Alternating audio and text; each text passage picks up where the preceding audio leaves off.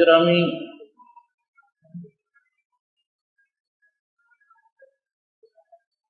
اللہ تعالیٰ نے انصار مدینہ دی تعریف کردیا ہویا فرمایا کہ اے لوگ ضرورت مند ہون دے باوجود اپنی ذات تے دوسریاں نو یعنی مہاجرین نو ترجیح دیندے نے۔ چنانچہ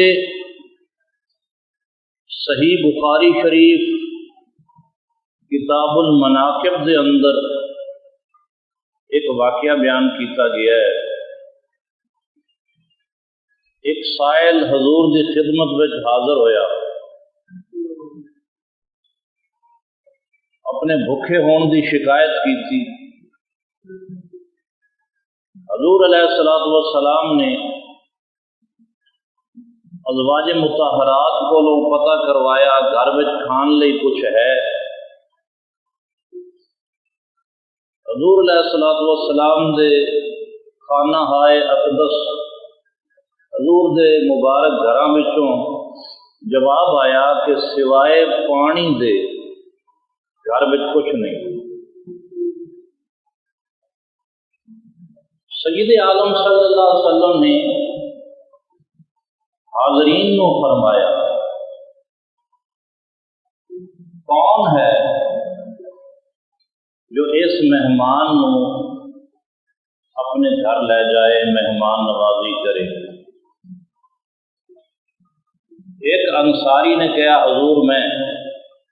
اگر اللہ تعالیٰ نے فرمایا وَيُؤْثِرُونَ عَلَىٰ أَنفُسِهِمْ وَلَوْ كَانَ بِهِمْ خَصَاصَةٌ، خود ضرورت مند ہوندیاں ہویاں دوسریاں نو اپنی ذات تے ترجیح دیندے نے۔ کیویں ترجیح دیندے نے سنو۔ اس انصاری نے کہا یا رسول اللہ صلی اللہ علیہ وسلم، اس مہمان نو میں لے جاؤں۔ حضور دے اس مہمان نو وہ انصاری اپنے مقام تے لے گئے۔ خود انہاں دے گھر وچ صورتحال اے سی کہ صرف بچیاں دے لئی رات دا کھانا سی۔ اس انصاری میزبان نے اپنی بیوی نو فرمایا، بیوی نو ہدایت کی، بچیاں نو بھوکا سلا دے، کھانا پکا دے، اور جدوں مغرب ہو جائے، ہنیرا پھیل جائے تو دیوے نو چراغ نو بہانے دے نال بجھا دے۔ کھانا مہمان دے اگے رکھ دیتا جائے گا، دیوا بجھا دیتا جائے گا۔ چنانچہ اس انصاری دی ہدایت تے عمل کیتا گیا، بچے سلا دیتے گئے، کھانا پکا کے مہمان دے اگے رکھیا گیا، میزبان بھی نال بہ گیا کھانے سے۔ ادھر بیوی نے چراغ گل کر دیتا، بتی بجھا دیتی۔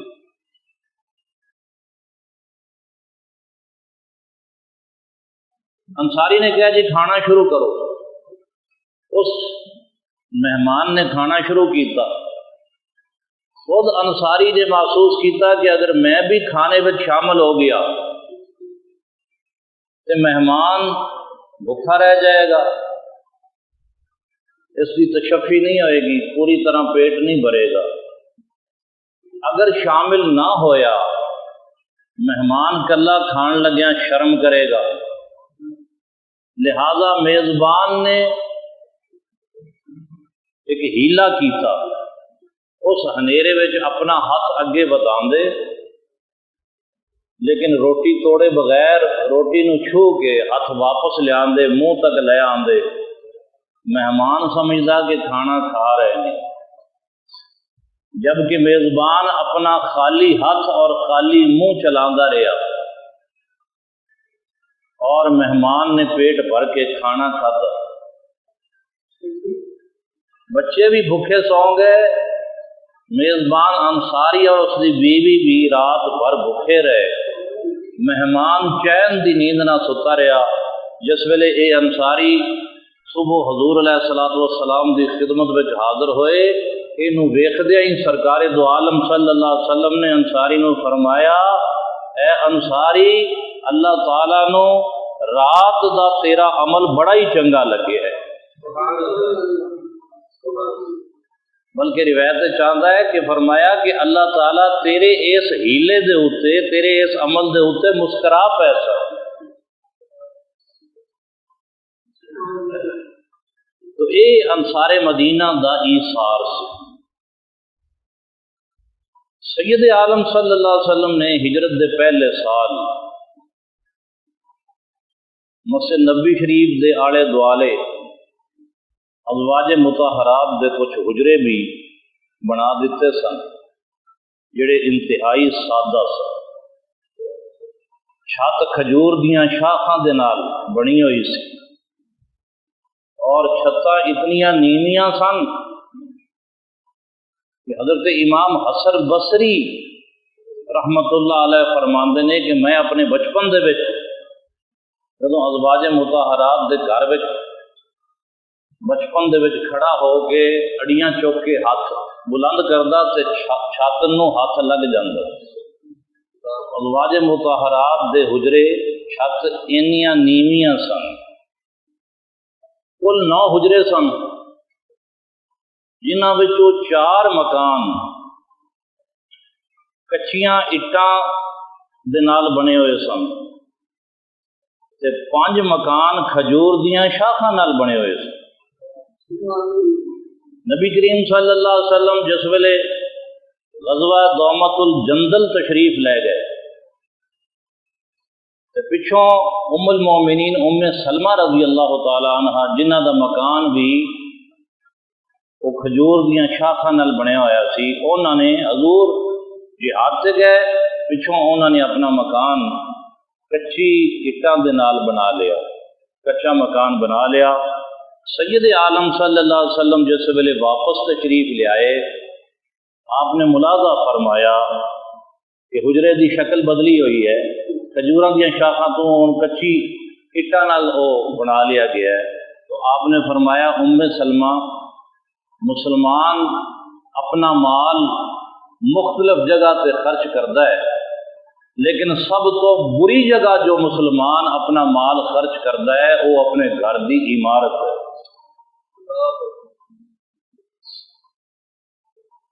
مسجد نبی شریف ہوں تو خیر اسی کوٹھیاں تے محلات بنان دے عادی ہو گئے نا، لیکن وہ سادگی دا دور سی، سادہ لوگ سن، انہاں دا ایمان پکا ہوندا سی، مکان کچے ہوندے سن۔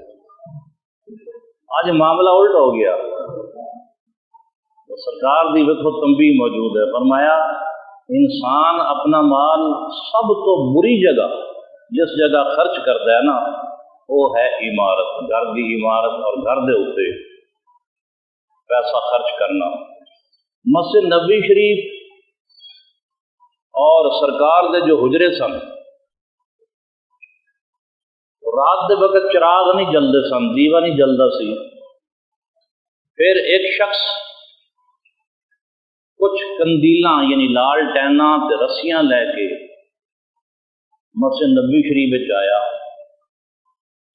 اس نے لال ٹیناں نو بالیا، رسیاں دے نال انہاں لال ٹیناں نو مسجد نبی شریف دے ستوناں دے نال بند دتا تے مسجد نبی شریف دے اندر چانن ہو گیا۔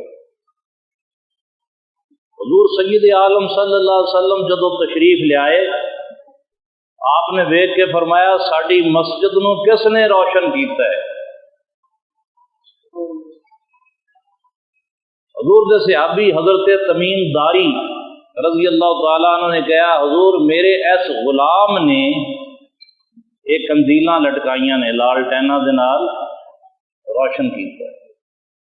آپ نے فرمایا تیرے اس غلام دا کی نام ہے؟ کہ جی اس دا نام فتح ہے۔ اور میں بل سراج، اج تو اس دا نام فتح نہیں ہے بلکہ سراج ہوئے گا۔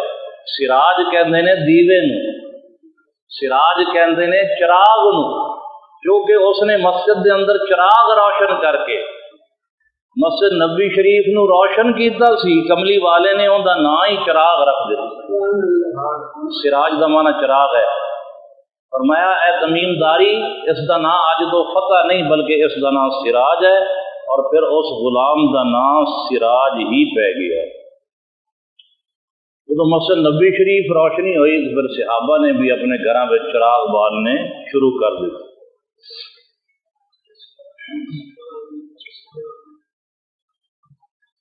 سن 1 ہجری ہی سی جدوں نبی پاک صلی اللہ علیہ وسلم نے مدینہ شریف دے یہودیاں دے نال معاہدہ فرمایا۔ اس نو میثاق مدینہ کہا جاتا ہے۔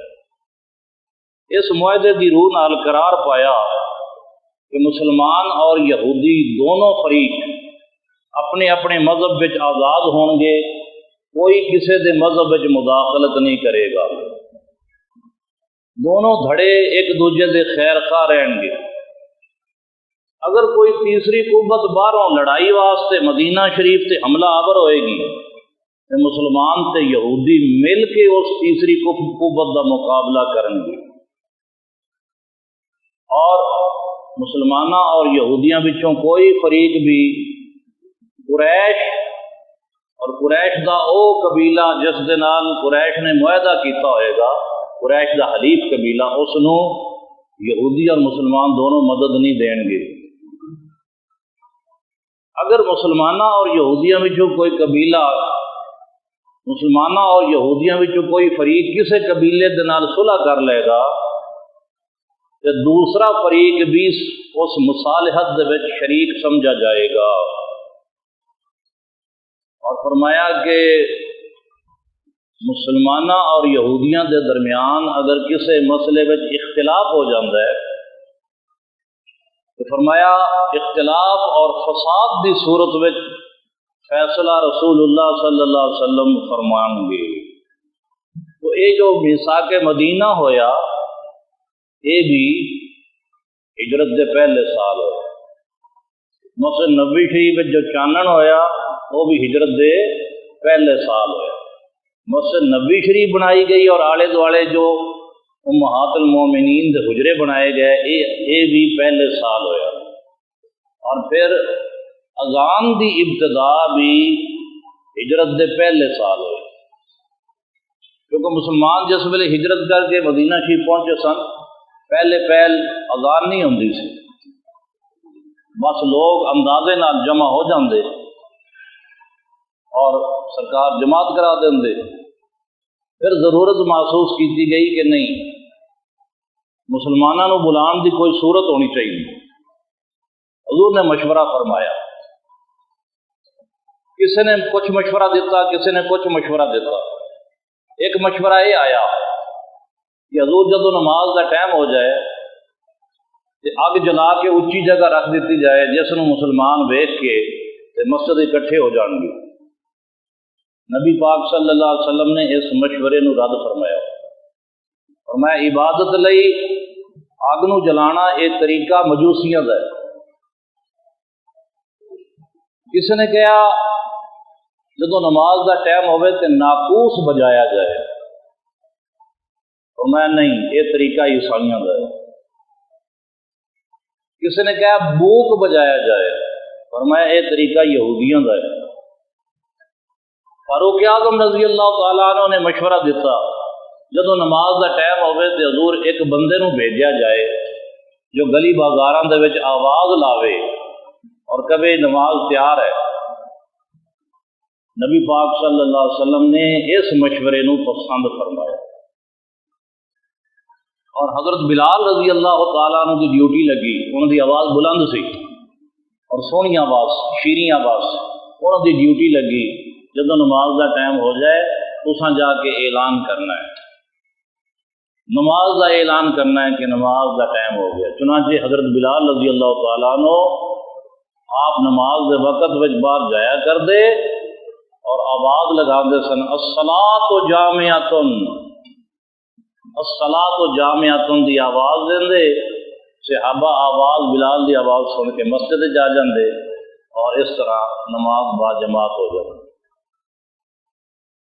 اس دے بعد دو صحابہ نو خواب آیا، حضرت عبداللہ بن زید انصاری رضی اللہ تعالیٰ عنہ اور حضرت عمر فاروق رضی اللہ تعالیٰ عنہ، انہاں دونوں صحابہ نے خواب وچ ویکھیا کہ کوئی شخص اذان پڑھ رہا ہے، وہی اذان جڑی اج کل پڑھی جا رہی ہے، خواب دے وچ یہ اذان دے کلمات کوئی پڑھ رہا ہے، دونوں صحابہ نے خواب وچ ویکھیا۔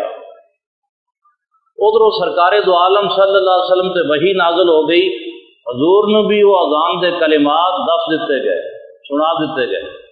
صحابہ نے آگے اپنا اپنا خواب بیان کیتا، اسا خواب دے وچ اے کلمات سنے نے، حضور نے فرمایا مینوں وحی دے ذریعے پتہ لگ گیا ہے، لہذا ساڈی اذان دے اندر یہی کلمات ہون گے۔ چنانچہ حضرت بلال رضی اللہ تعالی عنہ نو حکم ملیا کہ تسی مؤذن ہو اور اس اذان نو پڑھیا کرو گے۔ تو مؤذن رسول صلی اللہ علیہ وسلم کے طور پہ حضرت بلال مشہور ہے، ویسے سرکار دے ایک نہیں چار مؤذن نے، سب تو زیادہ جو شہرت ملی وہ حضرت بلال رضی اللہ تعالی عنہ نے ملی۔ تو یہ مختلف واقعات اذان دی ابتدا، یہودیاں دے نال معاہدہ وغیرہ جو تسی واقعات سنے، یہ سن 1 ہجری دے سارے واقعات نے۔ اس کے بعد سن 2 ہجری آ گیا، ہجرت دا دوسرا سال، اس دے وچ بھی بڑے عظیم واقعات ہوئے۔ ایک تے قبلہ مسلمانوں دا بدلیا گیا، تحویل قبلہ دا واقعہ پیش آیا۔ جب مسلمان ہجرت کر کے مدینہ شریف آئے سن، 16 یا 17 مہینے مسلمان بیت المقدس کی طرف منہ کر کے نماز ادا کرتے، قبلہ اول جڑا ہے بیت المقدس ملک شام وچ، یعنی شمال دی طرف منہ کر کے، مدینہ شریف وچ شمال دی طرف بیت المقدس ہے، ادھے منہ کر کے نماز ادا کرتے رہے 16 یا 17 مہینے۔ جبکہ ابراہیم علیہ السلام نے جس کعبے نو تعبیر کیتا سی مدینہ شریف تو جنوب والے پاس، مسلمان ادھر نماز پڑھتے سے، کہ اس ویلے یہودیاں کا قبلہ بھی یہی سی۔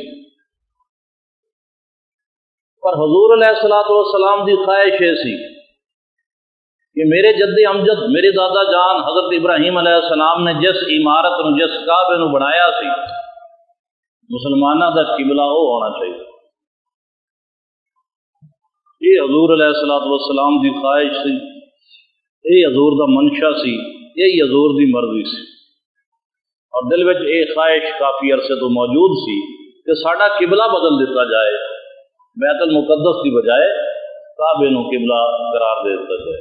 چنانچہ ایک دن 16-17 مہینے گزر گئے سن ہجرت دے، سن 2 ہجری چل رہا ہے، نبی پاک صلی اللہ علیہ وسلم مسجد بنی سلمہ، جس نو اج مسجد قبلتین بھی کہندے ہیں، اس ویلے ان کا نام مسجد بنی سلمہ سی، زور دی نماز آپ پڑھا رہے سے، اور نماز زور دے دوران جب جماعت ہوئی کھڑی ہے تو سرکار بار بار اپنا چہرہ مبارک آسمان دی طرف پھیر دے سکتے۔